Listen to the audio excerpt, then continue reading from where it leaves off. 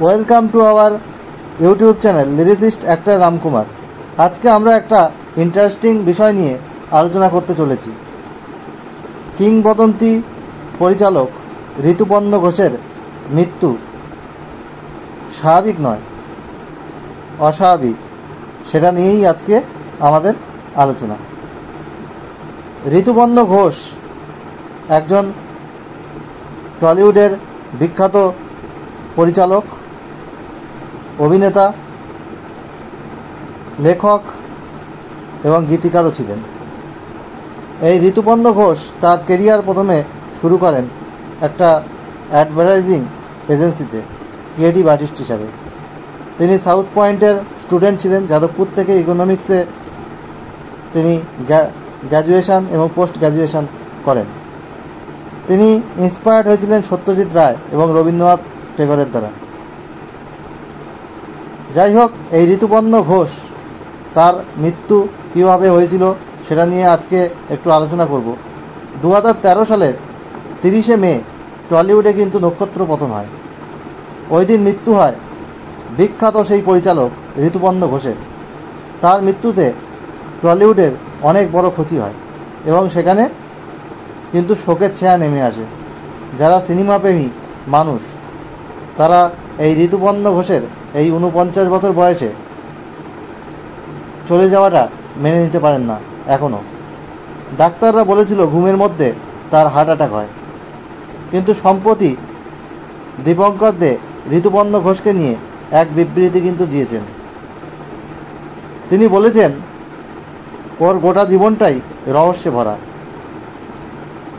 একধারে তিনি ছিলেন টলিউডের শ্রেষ্ঠ পরিচালক, ব্যক্তিগত জীবন নিয়ে কিন্তু বিতর্ক ছিল তার বেশ।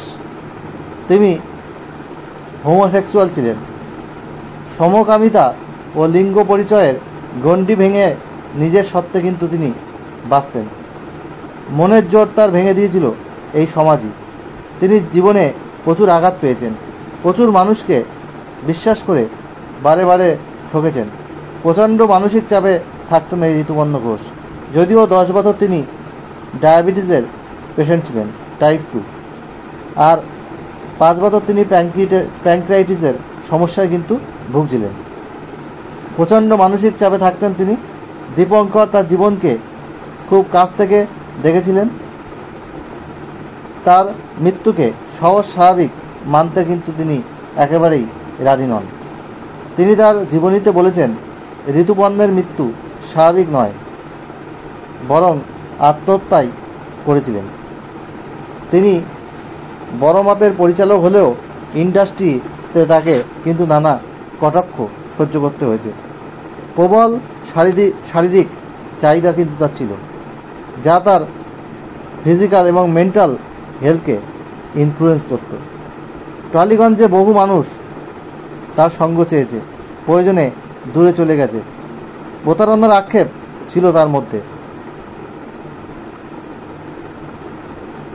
তার ব্যক্তিগত জীবন নিয়ে লোকে কিন্তু ফিসফাস করতে ভালোবাসে। তিনি এক সাক্ষাৎকারে বলেছিলেন, আমি কোনো পুরুষ অভিনেতার সাথে একাধিকবার কাজ করলে ধরে নেওয়া হতো যে তার সাথে আমার সম্পর্ক ছিল। তিনি একথাও বলেছিলেন, এখন এমন মানুষ পাওয়া কঠিন যে আমার খ্যাতির বাইরে গিয়ে শুধু মানুষ ঋতুপর্ণাকে ভালোবাসবে। 19শে এপ্রিল তার সেকেন্ড ফিচার ফিল্ম, যেখান থেকে তিনি ন্যাশনাল ফিল্ম অ্যাওয়ার্ড পান। তিনি 12টির মতো ন্যাশনাল ফিল্ম অ্যাওয়ার্ড পান এবং অনেক ইন্টারন্যাশনাল অ্যাওয়ার্ডও কিন্তু তিনি পান। তিনি শারীরিক গঠন পরিবর্তন কিন্তু করতে চেয়েছিলেন। হরমোন থেরাপি তিনি করেছিলেন এবং তিনি প্রচণ্ড মানসিক চাপের মধ্যেও ছিলেন। যাই হোক, সিনেমাপ্রেমী মানুষ এবং দীপঙ্কর তার এই মৃত্যুকে মোটেই কিন্তু স্বাভাবিক বলে মেনে নিচ্ছেন না। তার এই মানসিক চাপই তাকে আত্মহত্যার দিকে ঠেলে দিয়েছিল, এমনটাই কিন্তু মনে করা হয়। আমার এই আলোচনা ভালো লাগলে অবশ্যই ভিডিওটিতে লাইক, কমেন্ট, শেয়ার, সাবস্ক্রাইব করে সবাইকে দেখার সুযোগ করে দিন। বেল আইকনে প্রেস করে রাখুন যাতে নতুন নতুন ভিডিও আপলোড হওয়ার সাথে সাথে আপনাদের কাছে নোটিফিকেশান পৌঁছায়। আজ এখানেই শেষ করছি। এই চ্যানেল কিন্তু শুধু টলিউড গসিপ, বলিউড গসিপ, টলিউডের বিভিন্ন শিল্পীদের নিয়ে আলোচনা, বলিউডের বিভিন্ন শিল্পীদের নিয়ে আলোচনা এমন নয়। আমার নিজের লেখা গান থেকে শুরু করে ট্রাভেলিং ব্লগ, কুকিং ব্লগ সব কিছু এই চ্যানেলের মধ্যে কিন্তু পাবেন।